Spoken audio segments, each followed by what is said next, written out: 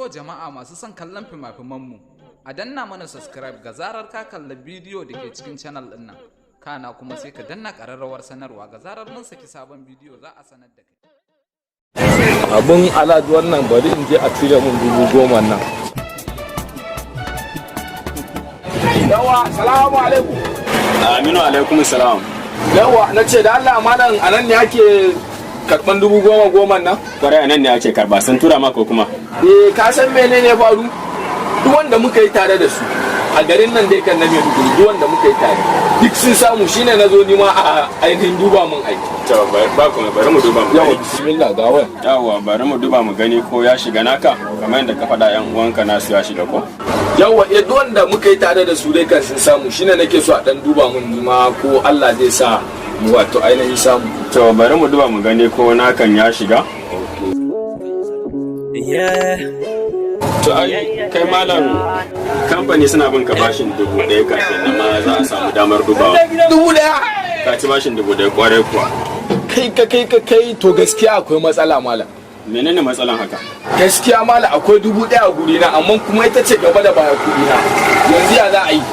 To yanzu malam abin da za a yi dai ba za su bari a duba ba har sai an biya bashin 1,000 da aka dauka wancan lokaci a baya.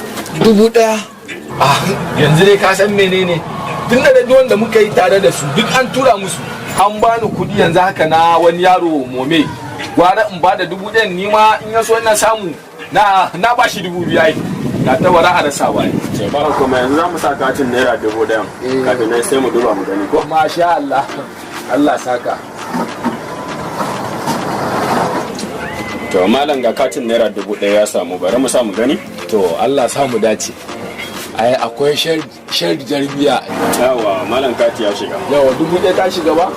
To da Allah ai sauri a duba mu dan zan kai mai 1,000 nan. To ai kai malam wani hanzari ba gudu ba. Aha. Naira 1,000 sun dauke ta ne a madadin bashi da ka dauka, yanzu kuma suna buƙatar wani kuɗi na musamman wanda za su dauka na tura sako. Shi kuma 1,000 da na safa. Wannan bashi ka biya na baya, yanzu kuma kuɗin tura sako da bayan ki. Malam kurfa kamun Allah mai ake cewa ne? Karka damu. Yanzu dai ka san me dan Allah. Ka taimaka min, wallahi 1,000 nan ita ce kawai. Garanti za a samu 10,000 na a cikin. Yaso idan aka cire 10 sai ka dauka ko naira 500 ne ka samu katin 100 yanzu. Ka taimaka wa kai kai hakuri dan Allah. Bacin kati ka san ba wata riba gare shi ba wannan a fara bashi. Kai hakuri. To bari dai mu gani. Kai hakuri.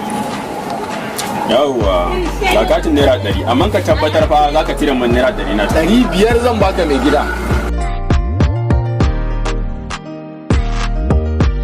Masha Allah, katin naira 100 ya samu. Yawa ya samu ko? Ya samu, ya shiga.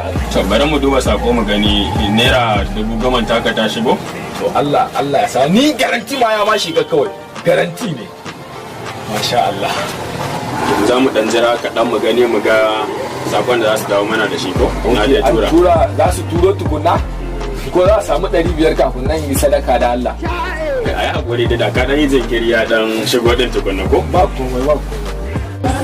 Yawa gashi sun turo, bari mu bude mu gani. Yawa an tura ba? Garanti ne.